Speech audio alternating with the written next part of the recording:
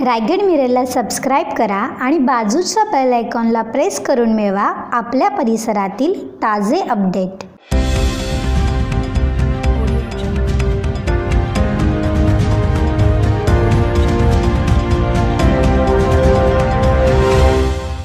नमस्कार, ही एक breaking news आहे। बदलापूर MIDC येथे प्लॅटिनम पॉलिमेर या केमिकल कंपनीला भीषण आग लागली असून आग विझवण्याच्या शर्थीचे प्रयत्न सुरू आहेत। ही केमिकल कंपनी बंद होती, आगीचे कारण अजूनही समजू शकले नाही। आगीचे दृश्य आम्ही आपल्याला दाखवत आहोत। मागील 20 वर्षापासून ही कंपनी बंद होती। पुन्हा एकदा ही एक मोठी बातमी आहे, ब्रेकिंग न्यूज आहे।